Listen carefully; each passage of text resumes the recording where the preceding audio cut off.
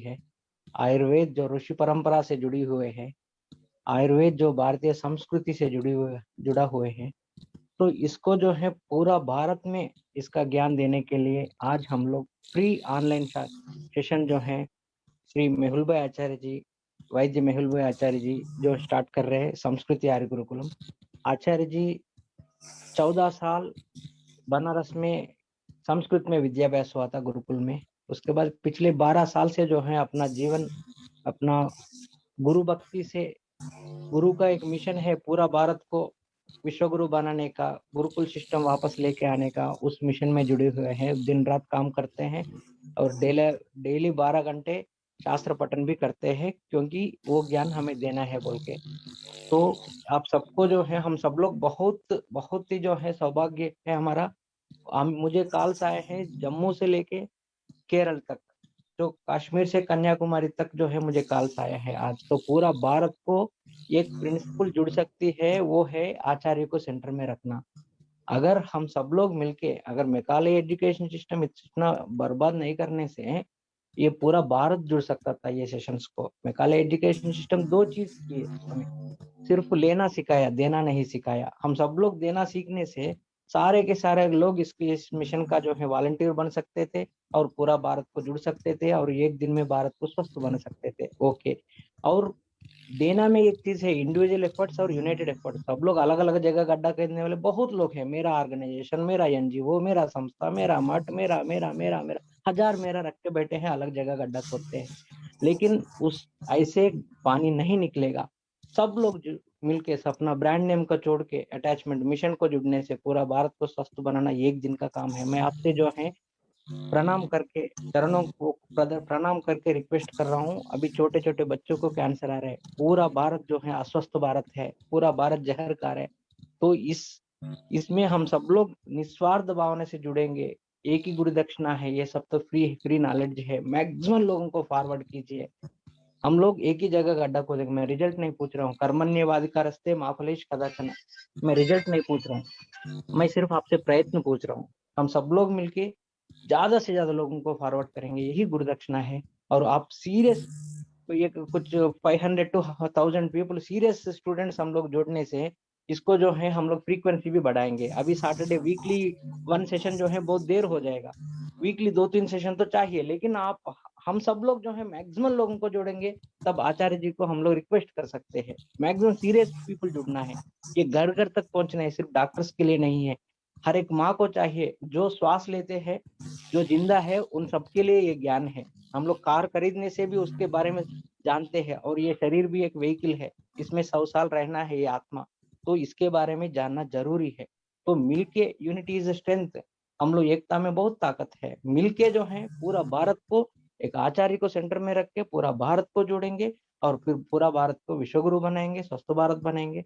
Please आप help कीजिए। और बहुत बहुत धन्यवाद आचार्य जी। और सिंगापुर शिव प्रसाद जी, सिंगापुर में अभी टाइम क्या हो रहा है, 2.5 आवर्स, 11:30 हो रहा है, 1 बजे तक चलेगा ये सेशन, या 12:30 बजे चलेगा। तो ये सैक्रिफाइस उधर से वो शिव प्रसाद जी कर रहे हैं। हम लोग, मैं कल रात को नहीं सोया था, पूरा रात फेसबुक में फॉरवर्ड कर रहा था। क्यों? क्योंकि भारत को स्वस्थ बनाना है। तो हम लोग तैयार है दिन रात काम करने के लिए। आपका 10 मिनट दीजिए, मैक्सिमम स्प्रेड कीजिए, कम से कम व्हाट्सएप स्टेटस रखिए। आइए मिलके हम लोग जो है एक ही जगह गड्ढा खोदेंगे और भारत को विश्वगुरु बनाएंगे। थैंक यू आचार्य जी, आप शुरू कर सकते हैं। मेरा वीडियो दिखाई दे रहा है ना सबको? परफेक्ट आचार्य। ठीक। नहीं दिखाई दे रहा है तो कोई अपना सेट करे, क्योंकि यहाँ से हमारी 3 स्क्रीन लगी हुई है, सब में वीडियोज आ रहा है। ठीक है, तो मैं अभी शुरू करता हूँ। आज ऐसे पहले ही बताया, ऐतिहासिक दिन है, क्योंकि जो सो कॉल्ड आजादी जिसको हम कहते थे, वो आज ही के दिन रात को 12 बजे मिली थी, 14 अगस्त को, जिसको हम 15 अगस्त कल मनाएंगे। तो ये एक झूठा ही सही लेकिन बदलाव आया था। तो अभी हम सच्चे बदलाव की ओर आज से फिर जाएंगे और गुरुकुल शिक्षा को समझेंगे। और आयुर्वेद, मैं धीरे धीरे आपको समझाता जाऊंगा कि आयुर्वेद के विषय पर हम आगे बढ़ेंगे। हम प्रामाणिक रूप से आयुर्वेद का अध्ययन करेंगे। जो परंपरागत अध्ययन है उसका एक विशेष तरीका है और वो आप पहचान सकते हैं कि ये दोनों में क्या अंतर है।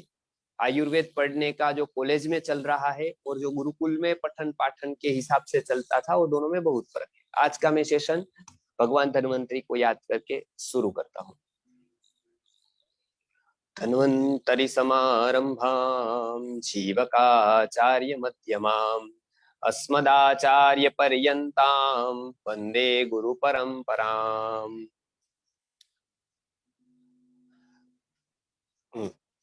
अभी आयुर्वेद, इसका तो हम बहुत जगह पर नाम सुनते हैं, हर एक जगह पर आयुर्वेद। अभी कोरोना आया था तो आयुर्वेद आयुर्वेद आयुर्वेद, पूरे विश्व में आयुर्वेद का नाम गया प्रोडक्ट के जरिए, ज्ञान के जरिए नहीं गया, प्रोडक्ट के जरिए गया। कोई कंपनी ने प्रोडक्ट बना कर दी, किसी ने कुछ कहा, किसी ने अदरक मिर्ची की चाय दी, किसी ने कुछ दिया, किसी ने कोई काढ़ा दिया, और वो आयुर्वेद पूरे जगत में गया और वो प्रोडक्ट गई, ऐसा आयुर्वेद गया, ऐसा हम मानते। वो आधा सत्य है।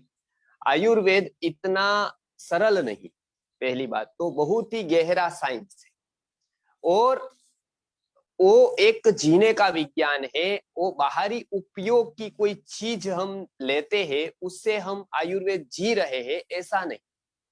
तो सबसे पहले हमको आयुर्वेद समझना है, धीरे धीरे धीरे धीरे समझ में आता जाएगा क्या है आयुर्वेद।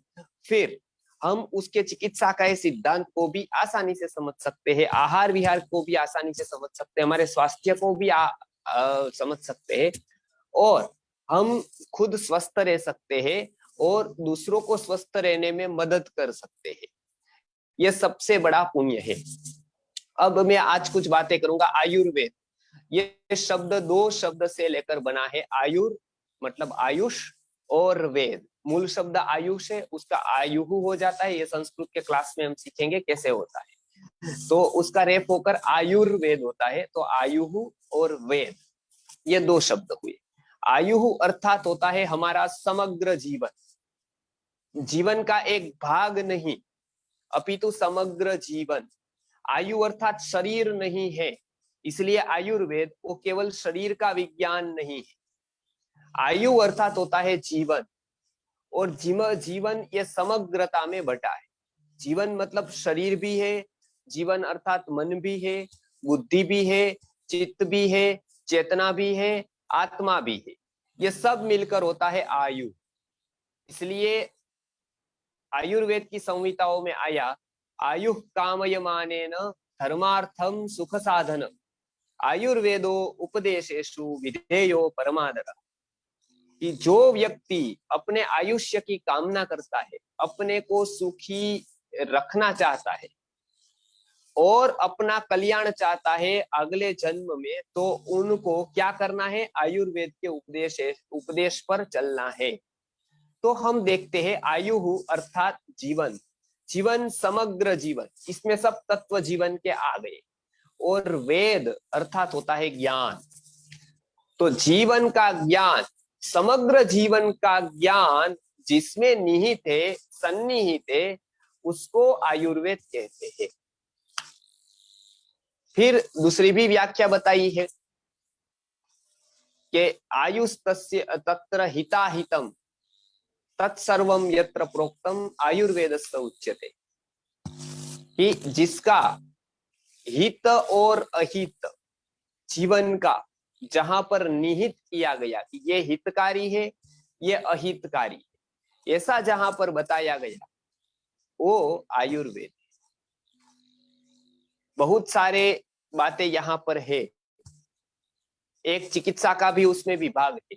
तो ये आयुर्वेद, वो शब्द का अर्थ होता है समग्र जीवन का विज्ञान, और केवल विज्ञान नहीं, संपूर्ण विज्ञान, जिसको हम परफेक्ट साइंस कहते हैं, जिसके सिद्धांत अबाधित होते हैं, त्रिकालाबाधित होते हैं, वो बदलते नहीं है कभी। जैसे पृथ्वी वही रही, जल वही रहा, पहले भी प्यास जल बुझाता था, आज भी जल ही प्यास बुझाता है। पहले ही हम अन्न खाते थे, आज भी वही हमारी भूख का शमन करता है। पहले भी आम मीठा था और पित्त का शमन करता था, आज भी वो वही कर रहा है। पहले भी फल फलादि ऐसे ही थोड़े बहुत फल फलादि में बदलाव आया, लेकिन प्रायः करके सभी फल फलादि वैसे ही गुण वाले हैं जो पहले थे। पहले हरड़ पेट साफ करती थी, आज वो कर रही है। तो हर एक औषध के जो गुण है और जो आयुर्वेद ने बताया है वो त्रिकालाबाधित है, अर्थात कोई एक काल के लिए नहीं है, त्रिकालाबाधित है। तो आयुर्वेद का अर्थ हमने किया समग्र जीवन का विज्ञान, जीवन के समग्रता को परिचित देने वाला, परिचय देने वाला जो विज्ञान है उसको आयुर्वेद बताया गया। अब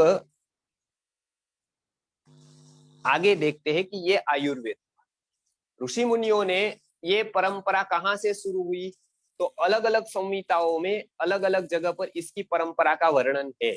आयुर्वेद में कोई भी व्यक्ति ये कह रहा है कि ये मैंने किया, मैंने बताया, मैंने पढ़ाया, मैंने रिसर्च किया, तो वो उसमें एक प्रकार की अप्रामाणिकता मानी जाती है, क्योंकि व्यक्ति का नॉलेज, व्यक्ति की दृष्टि मर्यादित होती है, उसके पीछे किसी का बैक चाहिए।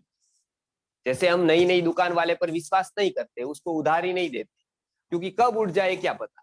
लेकिन जो 50 साल पुरानी, 60 साल पुरानी पेढ़ी होती है, कंपनी होती है, उस पर विश्वास करते हैं, उसके शेयर लेते हैं, उसमें हम इन्वेस्ट करते हैं। क्यों? क्योंकि हमको पता है बहुत पुरानी है तो बहुत टिकेगी, कम पुरानी है कम टिकेगी, और अभी आई है पता नहीं कब उठे। तो ये भारत ने ये साइंस बताया कि बहुत पुरानी परंपरा है, बहुत टिकने वाली, मध्यम अभी आई है अभी जाने वाली, और अभी ही हुई है रिसेंटली, तो क्या होगा पता नहीं। तो इसलिए हरेक ग्रंथों में आप हरेक ग्रंथ देखेंगे तो उसमें एक परंपरा मिलती है, वो परंपरा में बताते हैं कि इसका स्टार्ट कब है, ये कहां से शुरू हुई। गीता में भी आपने देखे तो कृष्ण ने ये नहीं बताया कि मैंने ये रिसर्च कर दिया। हाँ, गीता से पीएचडी करने वाले ऐसा अवश्य बताते हैं कि मैंने ये ढूंढ लिया है और मैंने अपना ये रिसर्च पूरा का पूरा मैंने अपना रिसर्च किया है। तो ये वो क्या कहते हैं कि ये अनादि परंपरा से आया है। इमं विवस्वते योगम प्रोक्तवान अहम अव्ययम विवस्वान मनवे प्राह मनुरीक्ष्वाकवे ब्रवीत एवं परंपरा प्राप्तम इमं राजर्षयो विदुः। ये भगवान कृष्ण ने गीता में बताया। ऐसे चरक ने चरक संहिता में, सुश्रुत संहिता में बताया कि ये परंपरा जो है वो ब्रह्मा से शुरू। उसके बाद आते आते आते अश्विनी कुमार आए, दक्ष प्रजापति आए, अश्विनी कुमार आए। उसके बाद जो लौकिक परंपराएं ऋषि मुनियों की चली, तो ये ऋषि मुनियों की परंपरा की हम आज बात करने वाले हैं। एक अलौकिक परंपरा जो देवों की परंपरा है, वो एक अलौकिक कहा जाता है उसको, मतलब इस लोक के बाहर की है। और ये एक परंपरा है जो इस लोक से शुरू हुई, तो उसकी बात में चरक आते हैं, सुश्रुत आते हैं और सारे ऋषि मुनि आते हैं। फिर बहुत सारे हैं, जतुकर्ण है, बेल है, पराशर है, तो अग्निवेश है, आत्रेय है। वो क्या क्या किस किस का फील्ड है वो हम अवश्य ही बात करेंगे। इसके लिए संहिताओं में अलग अलग वर्णन किया है। तो आपको ये पता चल गया आयुर्वेद की शुरुआत ब्रह्मा से हुई, अर्थात सृष्टि के आदि में हुई। ब्रह्मा अर्थात एक ऐसा माना जाता है कि वो सृष्टि में आदि में, तो जब जितनी पुरानी सृष्टि उतना पुराना आयुर्वेद, जितनी पुरानी सृष्टि है उतना ही पुराना आयुर्वेद है। अर्थात वो बहुत ही विश्वस्त है, विश्वास करने लायक है। जैसे पुरानी कंपनी विश्वास लायक होती है क्योंकि उसका बहुत ही जड़ जमी होती है, उसी तरह से आयुर्वेद ने अनेक अनेक अनेक प्रयोग करके, अनेक बार एक्सपेरिमेंट करके एक एक चीज को परखा है, एक एक को समझा है, उसके उपयोग को समझा है, उसके आहार को समझा है, उसके लाभ को समझा है, उसकी हानि को भी समझा है। ये पूरा का पूरा एक जीवन दर्शन आयुर्वेद ने दिया, और वो तब दिया जब यूरोप कंट्रीज में कपड़े नहीं, कपड़े सीने की कला नहीं थी, तब भारत में पेट को सीने का आता था, उदर की सर्जरी होती थी, माथे की सर्जरी होती थी, गले की सर्जरी की जाती थी, नाक की सर्जरी राइनोप्लास्टी की जाती थी, हाथ पैर की चमड़ी कहाँ से ली जाए उसका पूरा का पूरा विज्ञान दिया जाता। तो आप एक समझे, आयुर्वेद अर्थात जीवन का विज्ञान। लिखते जाइए आप आगे। आयुर्वेद की परंपरा ब्रह्मा से शुरू हुई, उसके बाद में लिखाऊंगा आपको अगली बार कि कैसे कैसे कैसे कैसे आगे बढ़ी। तो एक होती है परंपरा, वो एक रीति होती है कि आयुर्वेद, किसी भी ग्रंथकार को ये बताना पड़ता है कि ये मेरा नहीं है, ये बहुत पहले से ये विज्ञान आता रहा है और मैं केवल निमित्त बनकर उसको आगे ले जा रहा हूँ। इसको एक प्रकार की इंटेलेक्चुअल मोडेस्टी, बौद्धिक नम्रता कहते हैं कि एक कृतज्ञता का भाव है, गुरु से मुझे मिला है, आज वो चला गया है लोगों में से। तो लेकिन ये आयुर्वेद की एक प्रामाणिकता है, जिसका मिला है उसको, उससे याद करे, उसकी बात रखे, उसका नाम दे। तो ये एक बात बताई, ये लौकिक अलौकिक परंपरा। अब उसमें सबसे पुराने से पुराना जो ग्रंथ अभी मिल रहा है थोड़ा बहुत व्यवस्थित रूप से, उसका नाम है काश्यप संहिता, जो बहुत प्रसिद्ध नहीं है। उसके ऊपर गुरुवर्य ने, हमारे पूज्य गुरुवर्य विश्वनाथ गुरुजी ने उसके ऊपर बहुत कार्य किया है। और जो अभी के जहां जहां पर पाठ नहीं मिल रहे हैं वो भी संशोधित करके हमने हमारे पास रखे हैं। हम भी काश्यप संहिता छपवाएंगे तो जो मिल रही है उससे कहीं बड़ी हम छपवाएंगे। तो इसके लिए गुरुजी ने बहुत प्रयत्न किया, क्योंकि वो पूरी की पूरी जल गई थी। मैं कभी उसका इतिहास बताऊंगा कि वो कितनी प्रतें भारत में थी और कहां कहां पर आग लगी। और ये आप यदि जानोगे भारत का इतिहास तो आपको आग लग जाएगी अंदर कि ये कितने बड़े देश में, कितने मेहनतू व्यक्ति के देश में मैं रह रहा हूँ और मेरी ये स्थिति है, मैं नाम तक नहीं जानता हूँ संहिताओं के, मैं कोई बात भी उसकी नहीं जानता हूँ। तो मैं कभी उसकी बात बताऊंगा कि क्या क्या उसका महत्व है। सबसे प्राचीन जो संहिता है वो काश्यप संहिता है, लेकिन दुर्भाग्य है वो पूर्ण रूप से नहीं मिल रही, इसीलिए उसका जिक्र बहुत ही कम होता है, क्योंकि वो पूर्ण ग्रंथ नहीं माना जाता है। बीच बीच में श्लोक जल गए हैं क्योंकि वो जला दी गई। जब नालंदा यूनिवर्सिटी को जलाया तब सबसे ज्यादा काश्यप संहिता उस यूनिवर्सिटी में थी और वहां से जलती जलती बाद में बहुत जगह पर से वो लुप्त हो गई। बाद में नेपाल से एक प्रति मिली और हेमराज शर्मा जी ने उसका पुनः पुनरुद्धार किया। गुरुवर्य ने भी उसमें सहायता की और बहुत सारे पाठ वाराणसी की अलग अलग लाइब्रेरी से निकाल कर, प्रतों को निकाल कर नेपाल भेजा, नेपाल की प्रतों को यहाँ लाया, दोनों को कॉम्बिनेशन करके ये एक काश्यप संहिता बनी। वो आयुर्वेद की उपलब्ध संहिताओं में, जो उपलब्ध संहिता है उसमें सबसे प्राचीन संहिता काश्यप संहिता है। अब हम चलते हैं आगे। उसके बाद चरक संहिता मिलती है, जो अग्निवेश का जो तंत्र था उसका प्रतिसंस्कार चरक मुनि ने किया है। इसलिए ऐसा बताया जाता है, अग्निवेशे कृते तंत्रे चरक प्रतिसंस्कृते। अग्निवेश का तंत्र था, उसके ऊपर चरक मुनि ने प्रतिसंस्कार किया। अब चरक मुनि बहुत ही प्रसिद्ध आयुर्वेद के ऋषि है, तो चरक बनकर आयुर्वेद लिखा, पतंजलि बनकर योग सूत्र लिखा और पतंजलि बनकर ही आगे पाणिनि व्याकरण के ऊपर उनका महाभाष्य लिखा। तो चरक एक बहुत बड़ी, एक क्रांतिकारी संस्था है, व्यक्ति। तो ये चरक संहिता आज मिल रही है, उसके विभाग को भी हम जानेंगे। लेकिन चरक संहिता बहुत ही अध्ययन करने जैसा ग्रंथ है। चरक संहिता बहुत ही अद्भुत पढ़ने जैसा ग्रंथ है, क्योंकि वो पहला है मेडिकल साइंस का, सबसे पहला ग्रंथ चिकित्सा शास्त्र का है। इसलिए फादर ऑफ इंडियन मेडिसिन चरक को कहा जाता है, फादर ऑफ इंडियन मेडिसिन। और फादर ऑफ सर्जरी इसको सुश्रुत को कहा जाता है। तो मेडिसिन का जो ग्रंथ है, विभागीकरण पहले दवाइयों का किया, औषधियों का किया, चिकित्सा का किया, तो ये चरक ने किया। उसके बाद आयुर्वेद की ये परंपरा चलती है। ऋषि मुनि हमेशा पूरे की पूरी विश्व की चिंता करते थे, चिंतातुर थे। इसीलिए ऋषि मुनि अलग अलग अलग जगह से मिलते थे, संवाद करते थे, अपने जीवन को गहराई से देखते थे, सुख को भी देखते थे, दुख को भी गहराई से देखते थे, समझते थे। तो वो एक परंपरा से तत्वज्ञानी व्यक्ति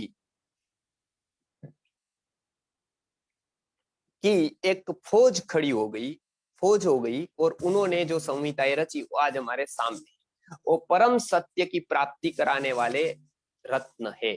इसलिए इसका ज्यादा से ज्यादा अध्ययन करना चाहिए। गुरु के पास बैठकर न हो सके तो यूट्यूब के माध्यम से, किसी भी माध्यम से आयुर्वेद का श्रवण करना चाहिए। ज्यादा आयुर्वेद का श्रवण बढ़ेगा, भारत की स्थिति बदल जाएगी, भारत का नजरिया बदल जाएगा, भारत को एक वैज्ञानिक देश ख्यात होने में देर नहीं। इसलिए सबसे पहली बात है, हम संहिताओं को जाने। ये साप वाली, वरदान वाली, काल्पनिक चुटू मुटू की कथाएं हमने बहुत सुन ली। अब ये छोड़कर हम आयुर्वेद का प्रामाणिक इतिहास पढ़े, बालकों को ओप पढ़ाए, ऋषि मुनियों का गौरव उनको दिलाए। तो ये एक बहुत ही प्रामाणिक परंपरा जो ऋषि मुनियों की है, उसमें एक ग्रंथ का नाम है चरक संहिता। युग युग में जो आवश्यकताएं होती है उसके हिसाब से अलग अलग ऋषि मुनि अलग अलग तंत्र की रचना करते हैं, आयुर्वेद की रचना करते हैं। आज मैं परिचय दे रहा हूं, अगले बार से हम स्लाइड से सीधा सीधा सिखाऊंगा तो आपको पता चलेगा चरक ने क्या कहा, सुश्रुत ने। लेकिन चरक है कौन, सुश्रुत है कौन, किस विषय पर क्या कार्य किया, वो आपको पता रहे। इसलिए हम पहले पाठ में गुरुकुल के भी बच्चों को पढ़ाते हैं, तो ये पूरी परंपरा की बात करते हैं। तो सबसे पहले कृतयुग के वैद्य अत्रि माने जाते हैं। अनेक ऋषि मुनि हुए हैं, लेकिन ग्रंथकार कोई ही ऋषि मुनि हुआ है। ऋषि मुनि बहुत हुए, बहुत ऋषि मुनि पढ़ाते थे, बहुत लोग जंगल में घूमते थे, लेकिन बहुत ऋषि मुनि ऐसे थे जो ग्रंथ लिखते थे। तो ग्रंथ लिखने वाली परंपरा चरक, सुश्रुत, वाग्भट वगैरह की आई। लेकिन अत्रि थे वो कृतयुग के, सतयुग के वैद्य थे। इसलिए बताया अत्रि कृतयुगे वैद्य। क्यों? क्योंकि उस काल पे व्यक्ति की चेतना ऊपर के स्तर पर थी। उस समय तप करते थे, तप की एक रेस लगी हुई थी। आज कैसे पैसे की लगी हुई है सबको, कोई इतना कमाता है, कोई इतना कमाता है, कोई इतना कमाता है, कोई उससे ज्यादा कमाता है। तो पूरा का पूरा 1 से 10 में नाम आता है, किसी का 20 में, किसी का 50 में, और फोर्ब्स उसकी पूरी मैगजीन निकालता है और पूरे नंबर देता है।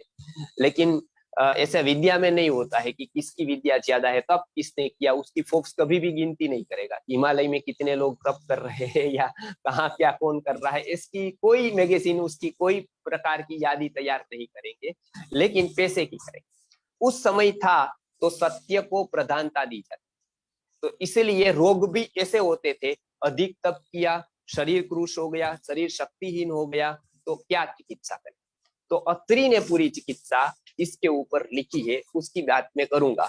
उपवास करना है तो कैसे करें, उपवास के क्या नियम है, मन में आए ऐसे उपवास कर दे, या उपवास के भी कुछ नियम है, तो उपवास के नियम क्या है, किस तरह से करें, तो इसकी पूरी की पूरी डिटेल अत्रि ने दी है। इसलिए बताया जाता है अत्रि कृतयुगे वैद्य।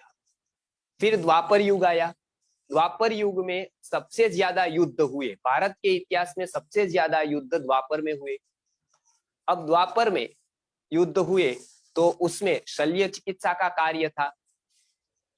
तो शल्य चिकित्सा के सर्जरी का काम था, क्योंकि कुछ लग गया, कुछ अंदर तीर चला गया। मैंने आज ऐसे आदिवासी के गांव देखे हैं, हमारे मनसुख भाई सुवागिया करके एक है यहाँ पर, मैं बुलाऊंगा उनको जल्दी एक बार हमारे लेक्चर के लिए, कृषि का। तो वो गाँव में जाते हैं, गाँव में काम करते हैं। तो वहां पर आज भी आदिवासी के ऐसे गाँव है जो एक तीर मारते हैं, भिलावा नामक एक वनस्पति आती है, उसका तीर लगाने से वो तीर यदि चला जाएगा आपके अंदर तो तुरंत मृत्यु हो जाती है। केवल तीर, जीरो टेक्नोलॉजी, कोई बंदूक नहीं, कोई लाइसेंस नहीं, कुछ नहीं, एक तीर है, वो केवल भिलावे के रस से जबोड़ डुबो देते हैं, और इतना एक डोरी वाला तीर होता है, दूर से वो तीर मार देते हैं। तीर मारने के बाद वो व्यक्ति को लग गई यदि यहाँ यहाँ यहाँ चेस्ट में, 10 मिनट में वो व्यक्ति मर जाएगा। तो आज भी आदिवासी के गांवों में ये तीर चल रहा है, जहरी तीर आज मारते हैं। तो सुश्रुत के समय पर युद्ध होता था, तो इस तरह के अस्त्र शस्त्र से घात होते थे, तो इसलिए सर्जरी की जरूरत पड़ती थी। सर्जरी के लिए लिखा हुआ ग्रंथ क्योंकि युद्ध के समय पर सर्जरी की जरूरत थी, इसलिए सुश्रुत ने पूरा का पूरा सर्जरी के बारे में अप टू एंड माहिती वहां पर लिख, इसलिए इंसाइक्लोपीडिया में भी आप पढ़ेंगे तो सुश्रुत है वो father of surgery, Indian surgery, father of surgery. जगत में पहली बार सर्जरी की जाती है, किसी अंग को खोला भी जा सकता है और वापस वो ऐसा ही पैक हो सकता है, ऐसी कल्पना किसी ने दी तो वो सुश्रुत ने दी।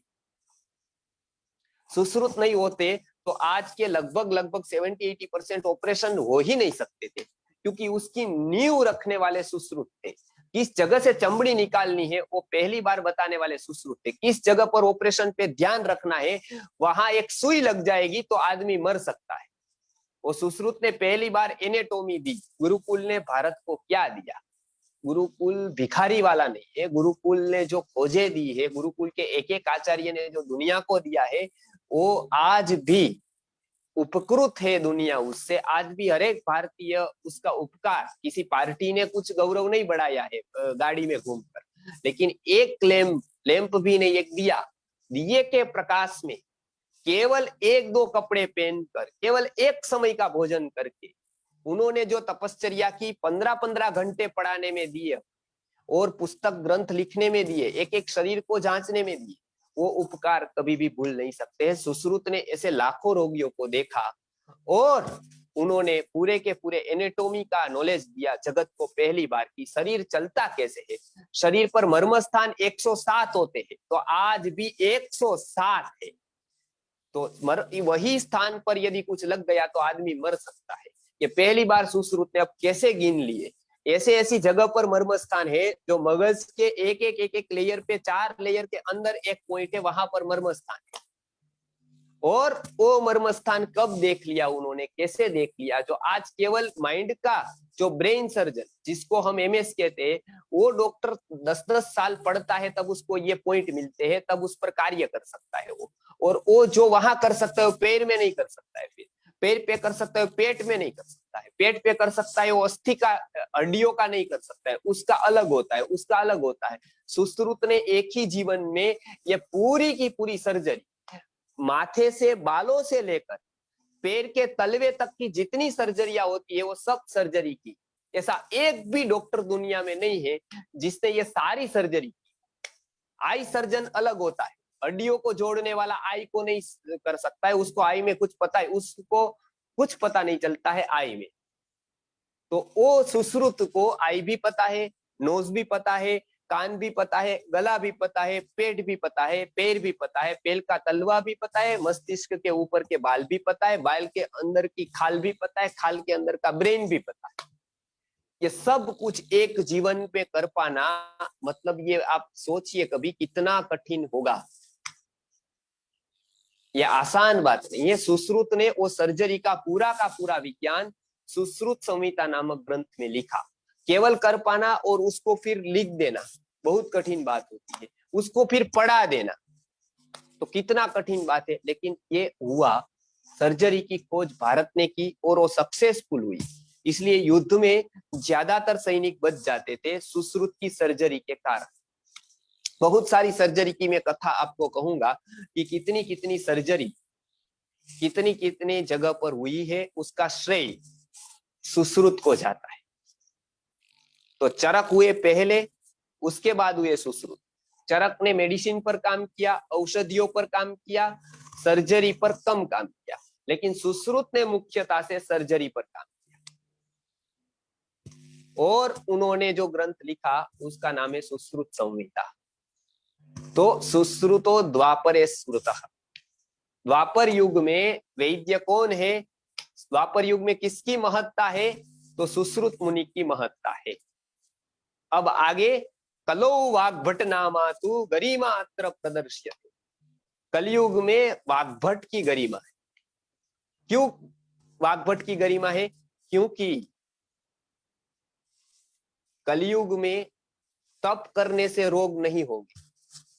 किसी को ऐसा सुना कि बहुत तप किया और बीमार हो गया? आपने कभी नहीं सुना होगा। हाँ, बहुत खा लिया और बीमार है, ऐसा बहुत लोग हैं मेरे ध्यान। मैं पहले ही कहता हूं, अभी ओवरफीड से रोग हो रहे।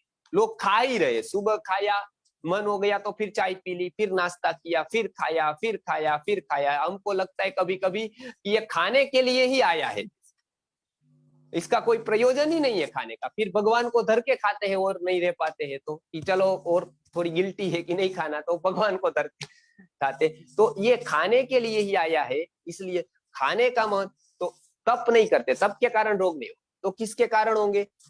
लड़ाई होगी, लेकिन लड़ाई के लिए जो हथियार होंगे वो तो एक ही 47 से मार देगा, सर्जरी की जरूरत नहीं रहेगी, पूरा हो गया, राम राम। AK-47 से कोई किसी को मार देता, उसमें क्या सर्जरी कहाँ करेगी? तो लड़ाई से भी सीधे मर जाएंगे लोग, बराबर, तो उसमें भी जरूरत नहीं रहेगी इतनी। तो किस में आएगी? अब सबसे ज्यादा बीमार क्यों पड़ेंगे पता है? आहार विहार के नियमों को भूलकर यथेष्ट अपने आप लोग जिएंगे पशु की तरह, अपने आप लोग जिएंगे पशु की तरह। कलयुग त्रेता का आधा भाग द्वापर में जाता है, मतलब उसमें जाता है, आधा भाग इस तरफ आता है। तो ओ ऋषि मुख्य 3, त्रेता युग मध्य युग है। तो इसके लिए एक एक एक एक एक्सट्रीम लेवल के वैद्य बताए। तो ये एक्सट्रीम लेवल कलयुग में आएगा। क्या होगा कलयुग में? कि आहार विहार के नियमों को व्यक्ति भूल जाए। कैसा आहार लेना है कोई बात नहीं, जो आए वो खाओ, कैसा विहार करना है कोई बात नहीं। और चिकित्सक भी ऐसा बताएंगे, एलोपैथी डॉक्टर के पास जाए, सर क्या खा सकते हैं? सब खा सकते हैं। बुखार आया क्या खा सकते हैं? बोलेंगे सब खा सकते हैं। आप जाओ, फिर गोली के पहले क्या लेना है? तो ब्रेड लेनी है, बिस्किट लेना है, उसके ऊपर ये गोली लेनी है, और दूध के ऊपर फिर दूध पीना है। तो आयुर्वेद का कहता है कि यदि आपने बुखार में दूध पी लिया तो वो दूध बहुत महंगा पड़ेगा। एक ही दूध है, उसके गुण भी बताए, और वही दूध को बुखार में लेने का मना किया। साइंटिस्ट कौन है? डॉक्टर है या ऋषि? तो ये एक साइंस से उसको बताया। तो ये आहार विहार के नियमों को जहां पर बताया वो वाग्भट है। कलो वाग्भट नाम आतु। कलयुग में किसकी प्रतिष्ठा है? वाग्भट की। वाग्भट में 2 ग्रंथ दिए, अष्टांग। ऐसे तो बहुत ग्रंथ वाग्भट ने लिखे, लेकिन 2 ग्रंथ मुख्य है। उसमें से एक है अष्टांग हृदय और एक है अष्टांग संग्रह। ये 2 देकर वाग्भट ने प्रायः आयुर्वेद का निचोड़ दे दिया। चरक और सुश्रुत का मिलकर जो हुआ अभी के काल में उपयोगी, वो वाग्भट ने पूरा अपनी अष्टांग हृदयम और अष्टांग संग्रह में दिया। लेकिन वो पढ़ने के लिए बहुत सूक्ष्म बुद्धि चाहिए। न्याय के सिद्धांत पक्के यदि आते हो, न्याय की आपको बराबर पकड़ हो, संस्कृत बराबर आता हो, तो वाग्भट समझा जा सकता है। बाकी वाग्भट को जानना समझना बहुत कठिन है। मैं बताऊंगा कभी क्या क्या वाग्भट ने अर्थ किए हैं, और कैसे कैसे उनका कितने क्षेत्र पर उनका ज्ञान था। तो वाग्भट ये कलयुग के ये चिकित्सा क्षेत्र के ऋषि थे। तो 3 संहिताएं हमने देखी। चरक संहिता जो चरक मुनि ने लिखी। अभी मैं सब ऋषियों के बारे में नहीं बताऊंगा, जिन्होंने संहिताएं लिखी है उन्हीं के बारे में बताऊंगा। और ऋषि चिकित्सा करते थे, साधना करते थे, तप करते थे, सामाजिक कार्य करते थे, लेकिन संहिता जिन्होंने लिखी है उसकी हम बात करने वाले। एक बार ऐसा लेंगे, हर एक ऋषि की बात करेंगे कि गुत्समद ने पहली बार कार्पास के ऊपर काम किया, जमदग्नि ने पहली बार छाता और जूते के ऊपर काम किया, वो पहली बार वो लाए। उसका मैं रेफरेंस के साथ, ऋग्वेद के भाष्य के रेफरेंस के साथ मैं बताऊंगा। अत्रि ने पूरी लोकशाही के ऊपर, जो सही मायने में लोकशाही जो हम मंत्र पुष्पांजलि में बताते हैं, वो क्रोमवेल नहीं लाया, वो अत्रि लाए हैं। अत्रि गणेन मुंचिता, ये ऋग्वेद में अत्रि गणेन मुंचिता। अत्रि है वो लोकशाही के जनक है। पहली बार जो लोकशाही लाए वो अत्रि लाए।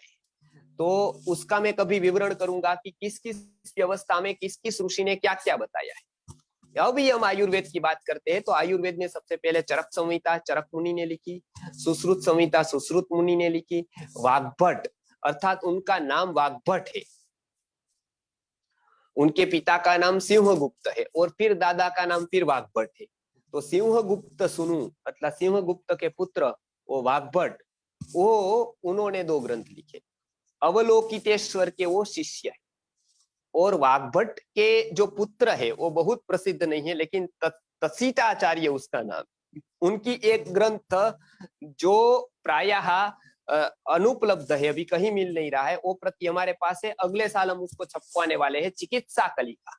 वाग्भट का सारा सार उनके बेटे ने तसीटाचार्य ने उसमें लिखा है, चिकित्सा कलिका नामक ग्रंथ में। बहुत अच्छे प्रयोग बताए हैं। मैं उनका कभी कभी प्रयोग व्रत में देखकर बताता हूँ, क्योंकि अभी वो ग्रंथ नहीं मिल रहा है। संस्कृति आर्य गुरुकुलम जो ऋषियों के ऐसे ग्रंथ रह गए हैं, वो सत्य प्रकाशित करने वाले हैं, ऐसे ग्रंथों को हम छपवाते हैं और उसका पुनः प्रकाशन करके कितने प्रयोग उन्होंने किए हैं उसका लाभ देते हैं सबको। तो ये तीन आप परंपरा में ये तीन ऋषि के बारे में जाना, उसको कहते हैं वृद्ध त्रयी। क्या कहते हैं उसको? वृद्ध त्रयी। त्रयी अर्थात तीन ऋषि, और त्रयी वृद्ध अर्थात सबसे पहले। तो सबसे पहले आयुर्वेद के संहिताकार तीन ऋषि, चरक, सुश्रुत और वाग्भट। में परीक्षा जब हम लेंगे तब ये आप सबको प्रश्न भी पूछेंगे, तो आप नोट भी बनाते जाइए, स्लाइड भी हम देखेंगे, एक बार परीक्षा का भी आयोजन करेंगे, और बहुत सारे आगे कार्य करते हैं आयुर्वेद सीखने के लिए, सिखाने के लिए। तो इसलिए ये तीन ऋषि की बात हमने जानी, तो आप याद रखें, चरक ने चरक संहिता लिखी, सुश्रुत ने सुश्रुत संहिता, और वाग्भट ने अष्टांग हृदयम नामक ग्रंथ लिखा। तो ये तीसरा संहिता अर्थात तीन संहिता आयुर्वेद के मूल में है। ऐसे आयुर्वेद का मूल अथर्ववेद है। अथर्ववेद में बहुत सारे सिद्धांत आयुर्वेद में आए। आयुर्वेद से फिर संहिताओं की रचना हुई, उसको कहते हैं संहिता काल। वो काल का नाम ही संहिता काल पड़ गया, क्योंकि उसमें सबसे ज्यादा संहिताओं की रचना करते गए ऋषि। तो ये हमने आज देखा वृद्धत्रयी अर्थात चरक मुनि, सुश्रुत और वाग्भट, ये तीनों तीन ऋषि की जो त्रिपुटी है, तीन एंगल से उन्होंने अलग अलग ग्रंथों की रचना की है। वो चरक, सुश्रुत और वाग्भट, इसको कहते हैं वृद्धत्रयी। इसीलिए किस वैद्य के पास दवाई लेनी है ये भी लिखा उन्होंने। क्या लिखा कि सुश्रुतो नश्रुतो येन वाग्भटो नैव वाग्भटः नाधीतश्चरको येन सवैद्यो यम किंकर। जो वैद्य ने सुश्रुत को सुना नहीं, सुश्रुतो नश्रुतो येन, सुश्रुत को सुना नहीं, वाग्भट जिसको वाग्भट नहीं है अर्थात वाग्भट कंठस्थ नहीं है, और चरक का जिसने चिकित्सा के उपक्रम का अध्ययन नहीं किया है, वो वैद्य नहीं है, यम का दूत है। वो कभी भी आपको ले जा सकता है, उसकी दवाई कभी भी आपको ऊपर पहुंचा सकती। तो ये बताया कि वैद्य को पढ़ना ही चाहिए। पहला है अर्थ कि अध्ययनशील। वैद्य कैसा होना चाहिए? अध्ययन करने वाला होना चाहिए। तो इसलिए हम भी अध्ययन करेंगे। चिकित्सा भी बहुत लोग करते होंगे यहाँ पर, वो भी आयुर्वेद को अच्छी तरह से परंपरा से समझेंगे। और जो लोग अभी जान रहे हैं, अब वो लोगों के प्रश्न थे कि उसको क्यों जानना है।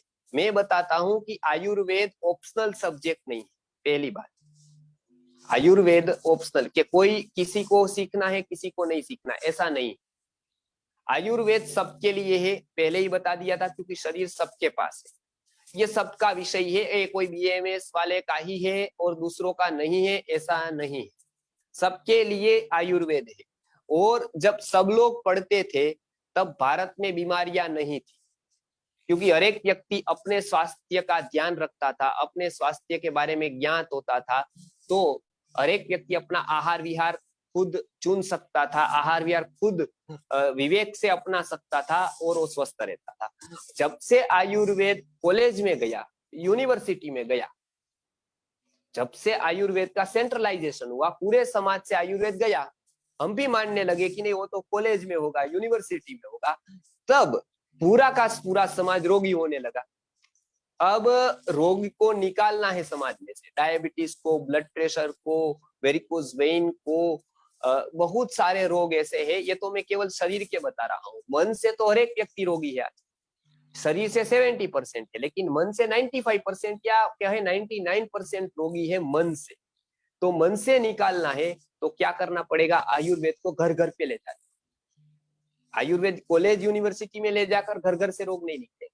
तो घर घर पर यदि रोग निकालना है तो घर घर ले जाने के लिए हमको पढ़ना पड़ेगा। पहली बात, आप जुड़ते हैं, मैं करता हूँ, सिखाने के लिए मैं तैयार हूँ गुरुकुल की परंपरा, लेकिन अपेक्षा आपसे यही रखता हूँ, गंभीरता से आप जुड़िए, आप मेहनत करिए। आयुर्वेद सरल से सरल पद्धति से मैं सिखाऊंगा, और जहां जहां पर भी मैंने मेडिकल कॉलेज में लेक्चर लिए हैं, आयुर्वेद कॉलेज में लेक्चर लिए हैं, कोई भी एमडी एमएस डॉक्टर कहीं से भी संहिता ग्रंथ के बारे में मुझे पूछ सकता है। ऐसा नहीं है मैं केवल यूट्यूब के वीडियो देखकर आपको ये बता रहा हूँ, आपको पता ही होगा मैंने अध्ययन किया है और 8-8 साल मैंने संहिता का एक सूत्र रटा है। तो आप मुझे कभी भी, पिछली बार हम कमेंट की थी किसी ने, तो मैंने यही जवाब दिया था कि मैंने गुरुवर्य से और गुरुवर्य ने अपने गुरुवर्य से जो परंपरा से अध्ययन किया है वो संस्कृत आर्य गुरुकुलम में आज भी है।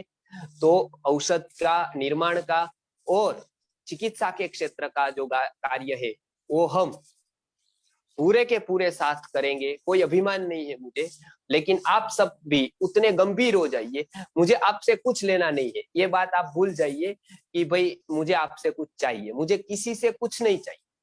ये पहला गुरुकुल का नियम, मुझे किसी को चिट नहीं करना है बस। हाँ, लेकिन आपके पास से मुझे तत्परता चाहिए, आपको सीखने की जो जिज्ञासा है वो आप में दिखनी चाहिए, आलस्य नहीं होना चाहिए। जो गुरुजी मुझसे अपेक्षा रखते थे वो मैं आपसे अपेक्षा रखता हूँ, तो आसानी से मैं आपको आयुर्वेद सिखाऊंगा। ये कहीं पर भी आपको प्रश्न रहे आप मुझे पूछ सकते हैं, और जवाब देना मेरा कर्तव्य होता है, क्योंकि मैं इस गुरुकुल परंपरा का आचार्य हूँ, तो मैं आपको डिस्कार्ड नहीं कर सकता हूँ। और मैं आपको सरल से सरल पद्धति से आपके बालकों को, आपको सबको आयुर्वेद का ये ज्ञान जो आपको विदेशों में भी कहीं नहीं मिलेगा, हजारों लाखों फीस देने के बाद, कॉलेज में, यूनिवर्सिटी में डेफिनेटली नहीं मिलेगा, ये एक जगह पे मिल सकता है, वो है गुरुकुल, गुरुकुल की परंपरा में। तो बहुत सारे गुरुकुल है, उसमें संस्कृत आर्य गुरुकुलम प्रामाणिक रूप से कार्य कर रहा है कि हर एक जगह पर आयुर्वेद की पुनः प्रतिष्ठा हमको करनी है, मिशन खड़ा करना है। लेकिन इसके पहले आपको पढ़ना है, तो मैं एक पढ़ाते जाऊंगा, आपको नहीं समझ में आए आप जुड़े रहिए, आपको अवश्य ऐसी बातें जानने को मिलेगी जो आपको अवश्य ही लाभ देगी अपनी प्रैक्टिस में। आप न्यूज देखेंगे कोई लाभ नहीं होगा, लेकिन आपके जीवन में, आपकी परिवार में, आपका, आपके चिकित्सा व्यवसाय में ये अवश्य ही लाभ देगा। मैं ऐसे प्रयोग भी बताने वाला हूं कि वो अद्भुत प्रयोग है ऋषि मुनियों के दिए हुए। तो आज हमने जाना 3 के बारे में, चरक मुनि के बारे में, सुश्रुत मुनि के बारे में और वाग्भट जी के बारे में। तो ये 3 को रुद्रत्रयी कहते हैं, ये देखा, तीनों की संहिताएं देखी। अब उसमें कितने कितने स्थान है, किस तरह से उसको हम पढ़ सकते हैं, क्या उनकी रीति है, ये हम अगली बार देखने वाले हैं। 8 अंगों के बारे में कि आयुर्वेद अष्टांग क्यों है, जैसे अष्टांग हृदय, अष्टांग संग्रह। तो ये अष्टांग अर्थात क्या, 8 अंग आयुर्वेद के कौन से हैं। मॉडर्न मेडिसिन में भी यही प्रकार दूसरी तरह से निकाले हैं, लेकिन यही 8 प्रकार है जो ऋषि मुनियों ने सबसे पहले बताए हैं कि चिकित्सा के कितने प्रकार हो सकते हैं अलग अलग। तो ये 8 प्रकार की चिकित्सा जो आयुर्वेद में बताई है उसकी मैं बात करूंगा। आयुर्वेद चिकित्सा को बहुत पवित्र समझता है। राम राज्य में भी भ्रष्टाचार था 1%, लेकिन 2 क्षेत्र में कभी भी भ्रष्टाचार नहीं चल सकता है। उसमें से एक है शैक्षिक व्यक्ति, शिक्षण में कभी भ्रष्टाचार नहीं चलेगा। शिक्षण कौन देगा, वो बता रहा है कि उसने भी गुरुकुल किया, उसने भी गुरुकुल किया, उसने भी गुरुकुल किया, क्या होगा उसका पास जीवन है क्या, कोई 50 लोगों के पास से इकट्ठा जाकर के या चीट करके फिर गुरुकुल करते, उस पार्क नहीं रहता है गुरुकुल कभी भी जो है ये भ्रष्टाचार नहीं कर सकता है। गुरुकुल का आचार्य ऋषि मुनि कभी भ्रष्टाचारी नहीं हो सकता है। एक दूसरी बात, चिकित्सा के क्षेत्र में कोई भी व्यक्ति भ्रष्टाचार करेगा उसका बड़ा पाप उसको भुगतना पड़ेगा। इसलिए आपको लालच है तो आप इस फील्ड में न आए, चिकित्सा न करें। आप धन्वंतरी की दी हुई, आपको, आप इस तरह से चिकित्सा करेंगे ना, आप धूल भी देंगे अच्छा हो जाएगा लोगों, ये गारंटी है। आप ये भाव से चिकित्सा करें कि मैं एक धन्वंतरी का सेवक हूं, जो मुझे बताया है उतना ही मुझे लेना है। मैं एक भी ये वैद्य को बताया है कि आप ज्यादा लोगे तो आप नरक में। तो इसलिए हम प्रामाणिकता से पूरा पढ़ेंगे, सबसे पहले पढ़ना है और उसके बाद हमको अच्छी तरह से उसमें आगे बढ़कर लोगों को बताना है, लोगों को पढ़ाना है। अच्छी तरह से साइंटिफिक वे से हम अपनी बातें रखेंगे कि क्या क्या उसमें है। आज हर एक का ऑप्शन आयुर्वेद में है, लेकिन उसको पढ़ना पड़ेगा, उसको सीखना पड़ेगा। तो आज मैंने इतनी बातें कही, अगली बार आप ये सब बातें याद रखिए, पॉइंट्स को आप नोट डाउन कीजिए, और अगली बार फिर मैं आऊंगा तो अगले शनिवार को हम अष्टांग आयुर्वेद जानेंगे, 8 अंगों को जानेंगे, 8 अंगों का क्या क्या महत्व है वो हम जानेंगे।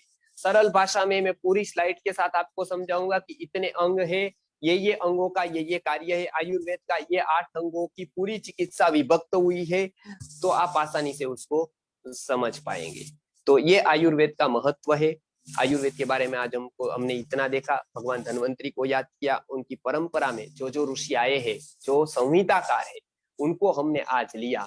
अगली बार हम चिकित्सा के अंगों को 8 अंग है उसके बारे में हम स्लाइड बनाकर बताएंगे, और धीरे धीरे उसके बाद पंचमहाभूत है, त्रिदोष सिद्धांत है, शरीर की क्रियाएं कैसी होती है, क्या होता है उसमें, आयुर्वेद की दृष्टि से हम क्या कर सकते हैं, उसको हम धीरे धीरे समझते जाएंगे, और समझकर अपने जीवन पे उसको उतारेंगे, इसका मनन करेंगे, चिंतन करेंगे। जल्दी जितने ज्यादा से ज्यादा मैं आपको स्लाइड शेयर कर पाऊं, मैं आपको जानकारी दे पाऊं, वो मैं प्रयत्न करता हूं। और पूरी टीम यहाँ पर उसी के लिए लगी है कि आपको निस्वार्थ भाव से, राजेश्वर राव जी है, रात भर बैठकर फेसबुक पर करते हैं, व्हाट्सएप पर शेयर करते हैं, रात भर बैठकर सबको जगाते हैं, केवल निस्वार्थ भाव से। ऋषि मुनियों का जो ज्ञान है, और वो जब जगाते हैं तब मैं अध्ययन कर पाता हूँ। मैं ही करता तो फिर मैं अध्ययन कब करता। तो सबकी टीम वर्क है ये। यहाँ पर स्लाइड बनाकर कोई मुझे दे रहा है, यहाँ से कुछ नितिन जी है वो पेपर में पब्लिश कर रहे हैं कलकत्ता से पूरा, पिछली बार दिल्ली से 2-3 लोग हैं वो वहां से मुझे हेल्प कर रहे हैं, यहाँ से बहुत युवा अभी जो बिल्कुल ही ये निस्वार्थ भाव से प्रभावित होकर अपना अपना समय देकर लिख रहे हैं। मेरी जो मैं बोलता हूँ वो लिख लेते हैं, वो लिख कर मुझे कुणाल भाई जी जैसे पूरा का पूरा सेट करके मुझे दे रहे हैं। तो पूरा का पूरा हम लोग जो निस्वार्थ भाव से ये जुड़े हैं, तो ये गुरु जी ने बताया है कि सच्चे प्रेम का तो सारे जहां पे असर होगा, नहीं हुआ तो मानना तेरे प्यार में ही कोई कसूर होगा। यदि आपका असर नहीं पड़ता है सामने वाले पर, तो मानना कि हम में ही कहीं कसूर है। बाकी सच्चा जो दिल का प्रेम होगा हमारा, हृदय शुद्ध होगा हमारा, तो अवश्य ही उसका प्रभाव पड़ेगा, हमारे हृदय की भावनाओं का प्रभाव अवश्य पड़ेगा। सब लोग जानते हैं आज हमने पहली बार 500 क्रॉस कर लिया, इसलिए बहुत लोग बताते मुझे कि 500 के ऊपर सब लोगों को फेसबुक में जाना पड़ा, अभी पूरा का पूरा स्लॉट पूरा हो गया है, इसलिए अभी इतना उत्साहजनक ये रहा राजेश्वर राव जी का प्रयत्न, संपूर्ण स्वदेशी का जो प्रयत्न है। अगली बार इससे भी ज्यादा संख्या को हम बढ़ाएंगे, और बाकी की तैयारी मेरे पर है।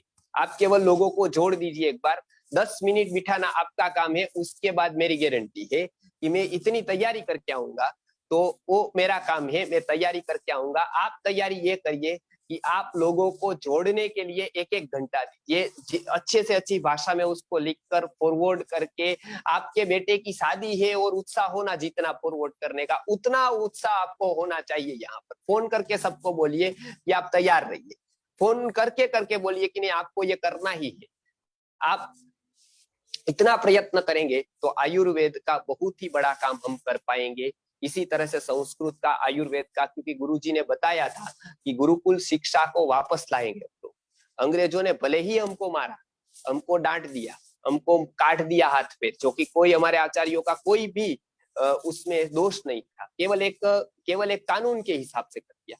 तो वो हम वापस, अभी हम स्वतंत्र है तो वापस हम पूरी की पूरी हम संस्कृति को लाएंगे। पूरी संस्कृति लानी है तो हर एक अंग पे पर कार्य जरूरी है। संस्कृत पर जरूरी है, कृषि पर जरूरी है, गाय पर जरूरी है, आयुर्वेद पर जरूरी है। तो अनेक अंगों को ले लेंगे। इसके लिए मैं आह्वान करता हूं, राजेश्वर राव जी आह्वान करते हैं कि सब लोग जुड़ जाइए और अपने जो छोटी छोटी सोच है, अपने मतभेद है, वो छोड़िए, हृदय थोड़ा बड़ा कर दीजिए, अपना माइंड बड़ा कर दीजिए। आयुर्वेद जैसा विज्ञान हमको सीखना है और उसको हमको बचा लेना है। ये सदी के अंत तक बहुत युवाओं को तैयार कर देना है, बालकों को तैयार कर देना है।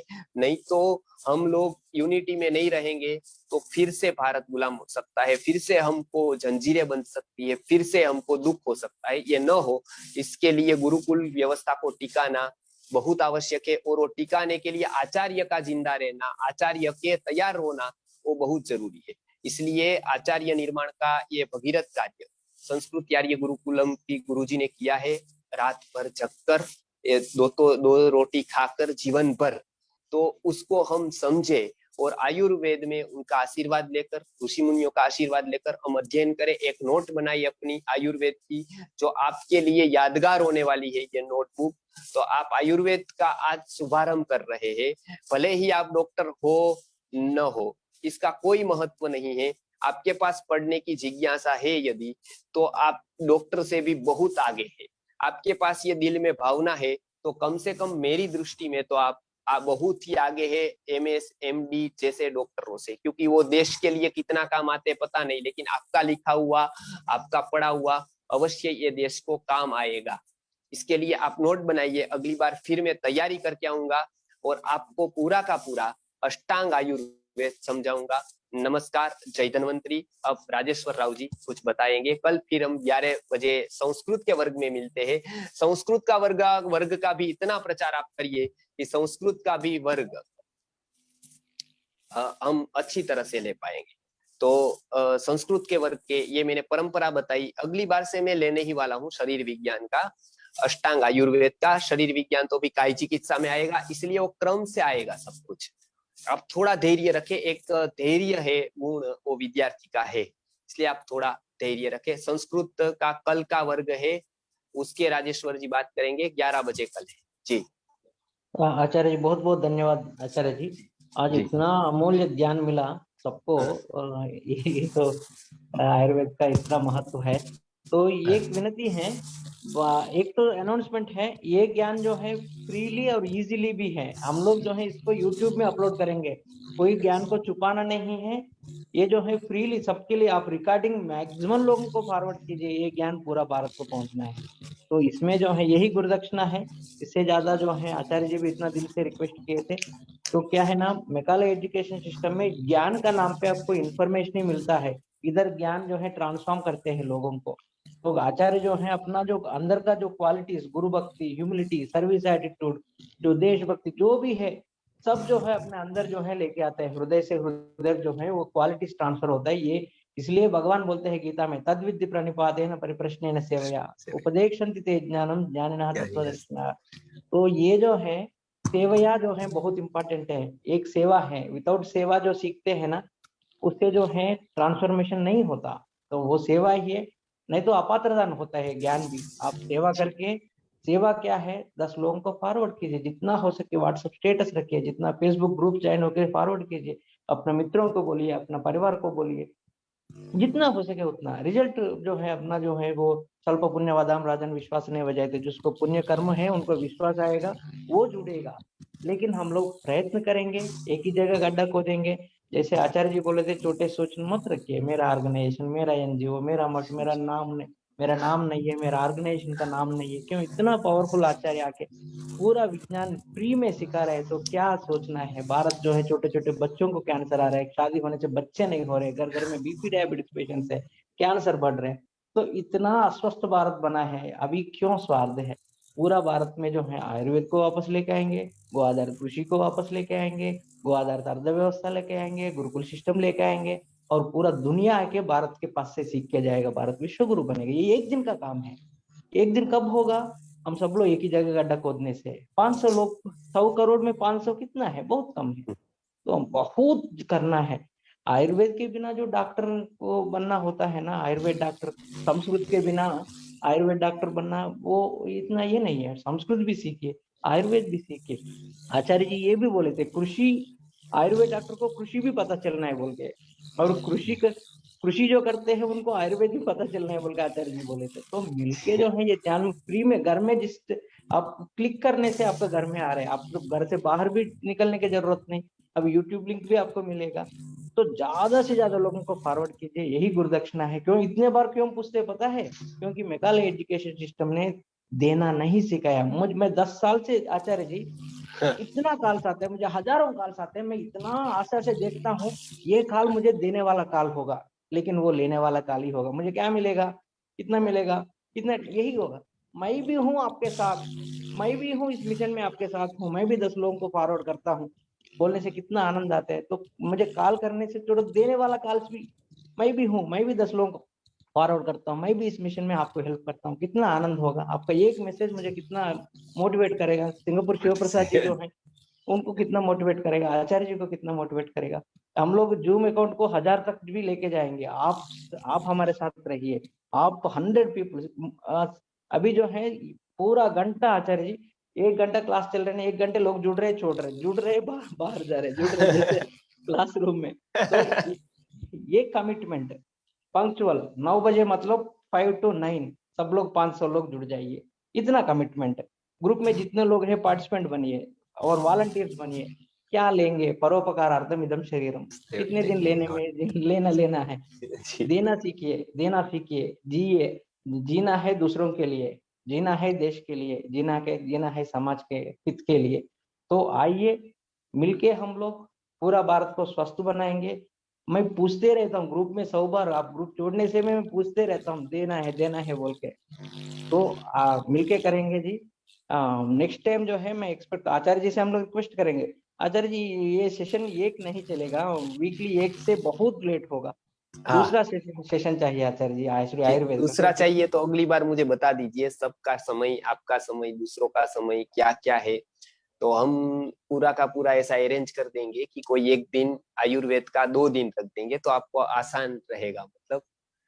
तो हाँ इसके दो लिए हाँ, करेंगे आचार्य जी। तो 11 बजे कल संस्कृत का है, लोग पूछ रहे हैं। सेम लिंक पर होगा, एक ही लिंक पर सारे कार्यक्रम होंगे। कभी आपको लिंक नहीं है तो नाम याद रखिए, वो लिंक पहले वाली ही आप जुड़ जाइए, पहले वाली लिंक से ही, बराबर ना राजेश्वर जी? बराबर बहुत जी, लोग पासवर्ड भी मतलब नहीं है, बहुत सेम लोगों लिंक। को नहीं मिले तो ये लिंक सेव करके रखिए, समझ गए ना? आपके उसमें स्टेटस में रखिए या कहीं पर भी सेव करके रखिए, इस पर ही जुड़ जाइए, आप टाइम याद रखिए केवल, बराबर। अब लगभग राजेश्वर जी हम रोज रात को कर देंगे धीरे धीरे। मेरा प्रवचन होता है तो 1-2 दिन छोड़कर बाकी के हर रोज रात को 9 से 10 बजे तक करेंगे। तो उतना तो भारत में लोग फ्री होने चाहिए मेरी दृष्टि से, यदि हम इसको सार्थक मानते हैं तो, बराबर है। नहीं तो बर्नार्ड शॉ ने भारत में आकर कहा था कि धनिक भारत में गरीब रहते, भारत बहुत धनिक है लेकिन वही भारत में गरीब रहते हैं, तो धनिक भारत गरीबों का देश है, ऐसा वो बार बार कह रहा टोन में। क्योंकि हमारे पास सार्थक पढ़ने का समय न हो 1 घंटा यदि रात का, तो वो तो दुख की बात है। वो तो मतलब उतना तो हम निकाल ही सकते हैं संकल्प करके समय। तो समय आप करिए, निकालिए, तो मैं तैयार हूँ। और लगभग लगभग 1-2 बार के बाद हम रोज कर देंगे, कोई ना कोई क्लास रोज चलेगा, बराबर ना? बराबर आचार्य जी, आप साधना कीजिए मेरे जो। एक रिक्वेस्ट है कि अभी तो हम करते हैं अपलोड, लेकिन बाद में एक अपलोड ऐसा करेंगे कि अपलोड नहीं करेंगे ऐसा, क्योंकि वो लोगों को गंभीरता ज्यादा रहेगी, वो जुड़ेंगे। नहीं तो उसको आलस्य आ जाता है कभी कभी, चलो ना कल अब जुड़ते हैं, बाद में देख लेंगे, और बाद में फिर बढ़ता जाता है स्टॉक, बराबर। हम्म।